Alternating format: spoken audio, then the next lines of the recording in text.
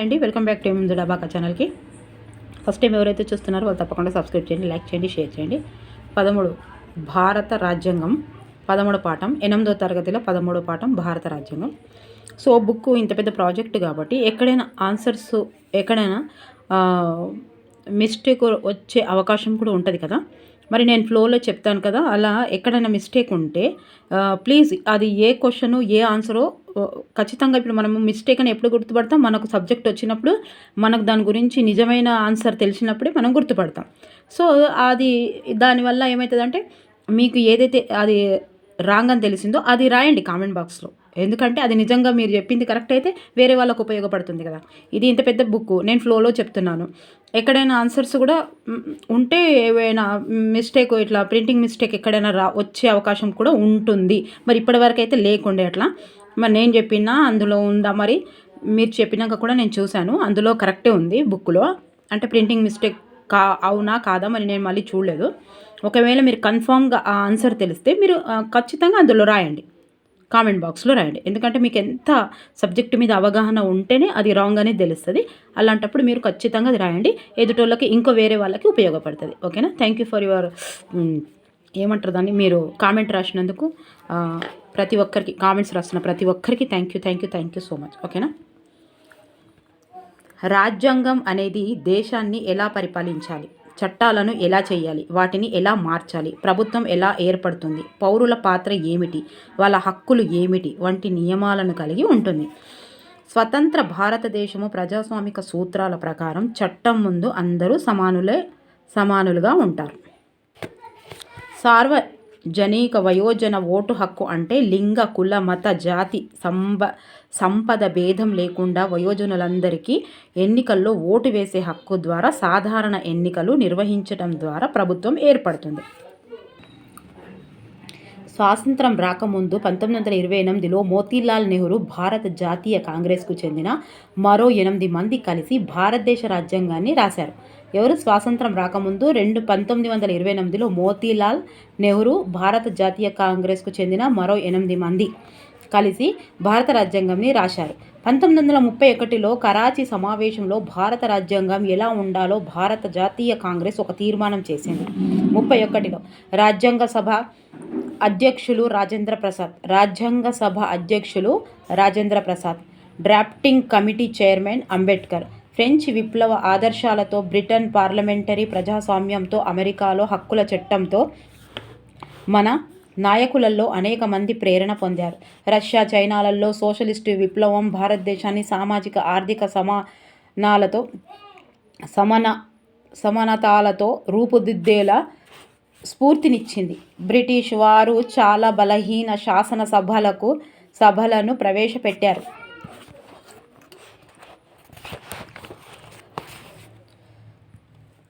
రాష్ట్రాల శాసనసభలకు, మంత్రివర్గాలకు British India అంతటా 1937లో ఎన్నికలు జరిగాయి. ఇవి పూర్తిగా ప్రజాస్వామ్య ప్రభుత్వాలు కావు. రాజ్యాంగ సభకు 1946 జూలైలో ఎన్నికలు జరిగాయి. రాజ్యాంగ సభ మొదటి సమావేశం 1946 డిసెంబర్లో జరిగింది. రాజ్యాంగ సభ మొదటి సమావేశం ఎప్పుడు? 1946 డిసెంబర్లో జరిగింది. క్లారిటీగానే వస్తుంది కదా. 1947 ఆగస్టులో దేశ విభజనతో రాజ్యాంగ సభను కుండా భారతదేశ, పాకిస్తాన్ రాజ్యాంగ సభలుగా విభజించారు. భారత రాజ్యాంగ సభలో 2099 మంది సభ్యులు ఉన్నారు. భారత రాజ్యాంగ సభలో 2099 మంది సభ్యులు ఉన్నారు. ఈ సభలో 15 మంది మాత్రమే మహిళలు ఉన్నారు. వీళ్ళల్లో దుర్గాబాయి దేశ్ముఖ్ ఒక్కరు. రాజ్యాంగ సభ 1949 నవంబర్ 26న రాజ్యాంగాన్ని ఆమోదించింది. రాజ్యాంగం 1950 జనవరి 26 నుంచి అమలులోకి వచ్చింది. దీనికి గుర్తుగానే మనం ప్రతి సంవత్సరం జనవరి 26న గణతంత్ర దినంగా జరుపుకుంటాము. ప్రపంచ శాంతి కోసం, మానవాళి అంతటి సంక్షేమం కోసం భారతదేశం పాటుపడుతుంది. దీనిని ఉద్దేశాల తీర్మానం అంటారు. దీనిని మన మొదటి ప్రధాని అయిన జవహర్లాల్ నెహ్రూ ప్రతిపాదించాడు. రాజ్యాంగాన్ని రూపొందించడంలో ఇవి మార్గదర్శక సూత్రాలుగా పనిచేశాయి. రాజ్యాంగ సభ సభ్యులు 3 సంవత్సరాల కాలంలో 114 రోజుల పాటు చర్యలు జరిపారు. మహాత్మా గాంధీ రాజ్యాంగ సభలో సభ్యుడు కాదు. మహాత్మా గాంధీ రాజ్యాంగ సభలో సభ్యుడు కాదు. 1931లో యంగ్ ఇండియా అన్న పత్రికలో రాస్తూ రాజ్యాంగం నుంచి తాను ఏమి ఆశిస్తున్నాడో గాంధీజీ పేర్కొన్నాడు. భారతదేశాన్ని అన్ని రకాల దాస్యం నుంచి, పోషణ నుంచి విముక్తి చేసే రాజ్యాంగం కోసం నేను కృషి చేస్తాను అని గాంధీజీ అన్నాడు. 1950 జనవరి 26న మనం వైరుధ్యాలతో కూడిన జీవనంలోకి ప్రవేశిస్తున్నాము. రాజకీయాల్లో మనకి సమానత ఉంటుంది, కానీ సామాజిక ఆర్థిక జీవితాల్లో అసమానత ఉంటుంది. రాజకీయాల్లో ఒక మనిషి ఒకే ఓటు,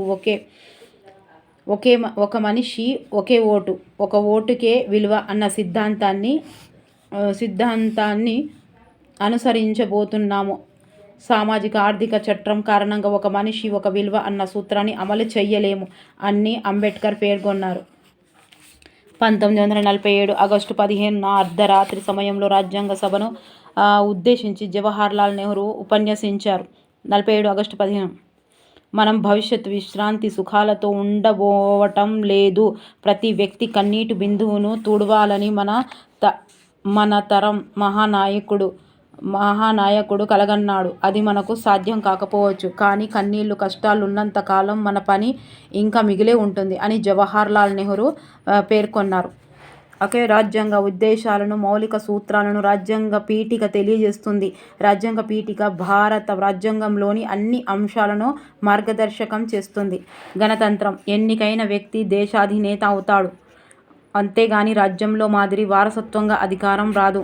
సర్వసత్తాక గణతంత్రం అంటారు. గణతంత్రం అంటే ఏంటిది? ఎన్నికైన వ్యక్తి దేశాధినేత అవుతాడు, అంతేగాని రాజ్యంలో మాదిరి వారసత్వంగా అధికారం రాదు. సర్వసత్తాక. అంతర్గత విదేశీ వ్యవహారాలన్నింటిలో నిర్ణయాలు తీసుకోవడానికి, చట్టాలు చేయడానికి భారతదేశానికి పూర్తి హక్కు ఉంటుంది. సామ్యవాద.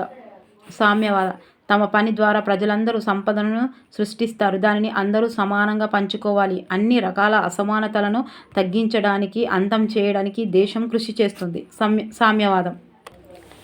లౌకికత్వం. ఏ మతం ఆధారంగా ప్రభుత్వం నడవదు. ప్రభుత్వం ఏ ఒక్క మతానికి ప్రాముఖ్యతను ఇవ్వదు. ఏ మతాన్ని అనుసరించటానికైనా, ఏ మతాన్ని అనుసరించకపోవటానికైనా ప్రతి ఒక్క పౌరుడికి హక్కు ఉంటుంది. ప్రజాస్వామ్యం. ఇది ప్రజలందరికీ సమాన రాజకీయ హక్కులు ఉండే ప్రభుత్వం విధానం. చట్టాలు చేయటానికి, ప్రభుత్వం నడపటానికి ప్రజలు తమ ప్రతినిధులను ఎన్నుకుంటారు. ప్రజాప్రతినిధులు ప్రజలకు జవాబుదారీగా ఉంటారు. న్యాయం. హోదాలను బట్టి వివక్షత చూపించరు. అయితే చారిత్రకంగా అన్యాయానికి గురైన ప్రజలు రక్షణకు ప్రభుత్వం ప్రత్యేక చర్యలు చేపట్టవచ్చు. సమానత్వం. ప్రతి వ్యక్తికి ఒక చట్టాలు వర్తిస్తాయి. అవకాశాలలో సమానత్వాన్ని హామీ ఇస్తుంది. స్వేచ్ఛ. పౌరులు వాళ్ళ ఆలోచించే దాని మీద, వాళ్ళు అనుసరించే మతం లేక మతాన్ని అనుసరించకపోవటం, తమ భావాలను వ్యక్తపరిచే విధానం లేదా భావాలను చర్యలో చేపట్టడం, అందరూ కలిసి సంఘాలు, పార్టీలుగా ఏర్పడటం వంటి స్వేచ్ఛ అందరికీ ఉంటుంది. దీనిపై కారణాలు లేకుండా నియంత్రణ ఉండదు. సౌభ్రాతృత్వం. ప్రజలందరి మధ్య ఐక్యత, సోదరభావాన్ని పెంపొందించాలి. దేశ పరిపాలనను ప్రధానమంత్రి నేతృత్వంలోని మంత్రివర్గం చేపడుతుంది. ప్రభుత్వం మొత్తానికి రాష్ట్రపతి అధినేతగా ఉంటాడు. కేంద్ర ప్రభుత్వం సైన్యాలకు, రైల్వేలను సంబంధించి చట్టాలను చేసి వాటిని నియంత్రిస్తుంది. రాష్ట్ర ప్రభుత్వాలు పోలీసు, రోడ్డు రవాణా, పాఠశాలలు వంటి వాటిని సంబంధించిన చట్టాలను చేస్తుంది. కేంద్ర పార్లమెంటులో లోక్ సభ, రాజ్యసభ అనే 2 సభలు ఉంటాయి. లోక్సభను భారతదేశపు ప్రజలందరూ ఎన్నుకుంటారు. రాజ్యసభ సభ్యులను రాష్ట్ర శాసనసభలు ఎన్నుకుంటారు. రాజ్యసభలను. మన దేశంలో ప్రజాస్వామ్యం 3 అంచెలలో ఉంది. దేశ స్థాయిలో పార్లమెంటు, రాష్ట్రాల స్థాయిలో శాసనసభలు, జిల్లా స్థాయిలో పంచాయతీరాజ్ వ్యవస్థ అనే స్థానిక ప్రభుత్వం ఉన్నది. రాజ్యాంగం అన్నది మారుతూ సజీవంగా ఉండే పత్రం. రాజ్యాంగాన్ని మార్చటానికి విధి విధానాలను రాజ్యాంగంలోనే పొందుపరిచారు. 2013 వరకు మన రాజ్యాంగాన్ని 99 సవరణలు చేశారు. 2013 వరకు మన రాజ్యాంగానికి 99 సవరణలు చేశారు. స్వాతంత్రం వచ్చిన తర్వాత అప్పటి మంత్రులు ఆహార వ్యవసాయ మంత్రి జైరాం దాస్ దౌలత్రాం. స్వాతంత్రం వచ్చిన తర్వాత అప్పటి మంత్రులు ఆహార వ్యవసాయ మంత్రి జైరాం దాస్ దౌలత్రాం. ఎట్లా పెట్టుకుంటే వ్యవసాయ మంత్రి. ఇవి బియ్యం కదా, జై శ్రీరామ్ ఏమో బియ్యం మీద ఏమో ఉంటాయి కదా, జయరామో ఏమో బియ్యం ఉంటాయి కదా, అది గుర్తుపెట్టుకోవాలి. ఆరోగ్య మంత్రి రాజ్ కుమారి అమృత్ కౌర్ రాజ్ కుమార్ అమృత్ కౌర్. ఆర్థిక మంత్రి డాక్టర్ జాన్ మాథై. ఉప ప్రధాన మంత్రి సర్దార్ వల్లభాయ్ పటేల్. కార్మిక మంత్రి జీవనం సాగించాలి కార్మిక మంత్రి, ఏదో ఒకటి గుర్తుపెట్టుకోరు, ఓకేనా. ఆర్థిక మంత్రి జాన్ మాథాయ్. పైసే బోలేతో జాన్ అని గుర్తుపెట్టుకోరు. పైసే బోలేతో జాన్ ఆర్థిక మంత్రి. ఉప ప్రధాన మంత్రి సర్దార్ వల్లభాయ్ పటేల్. కార్మిక మంత్రి జగజీవన్. ఓకేనా. ఇప్పుడు బిట్స్ చూద్దాం. ప్రాక్టీస్ బిట్స్ నేను 100 సార్లు చూసి రాసుకుంటున్నా ఆన్సర్స్. మరి ఇక ప్రింటింగ్ మిస్టేక్స్ ఉంటే ఒకసారి ప్లీజ్ కామెంట్ బాక్స్లో నిజమైన ఆన్సర్, అదే కరెక్ట్ ఆన్సర్ రాయండి. ఓకేనా. స్వాతంత్రం రాకముందు 1929లో మోతీలాల్ నెహ్రూ భారత జాతీయ కాంగ్రెస్కు చెందిన ఎంతమందితో కలిసి భారతదేశ రాజ్యాంగాన్ని రాశారు? ఎంతమందితో రాశారు? 8 మందితో. ఏ సంవత్సరంలో ఎక్కడ జరిగిన సమావేశంలో భారత రాజ్యాంగం ఎలా ఉండాలో భారత జాతీయ కాంగ్రెసు ఒక తీర్మానం చేసింది? డి 1931 కరాచీ. రాజ్యాంగ సభ అధ్యక్షులు ఎవరు? సి రాజేంద్ర ప్రసాద్. రాజ్యాంగ సభ చర్చలు ఎన్ని రోజులు జరిగాయి?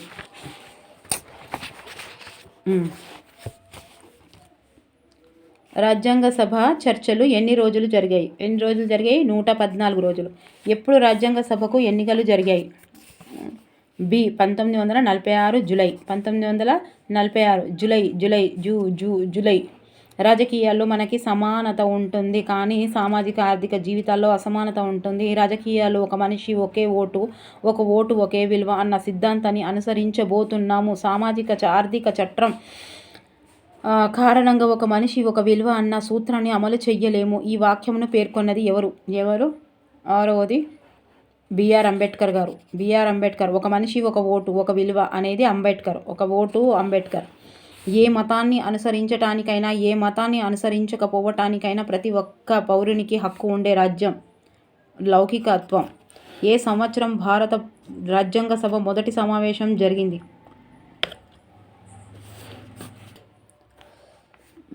8వ డిసెంబర్ 1946.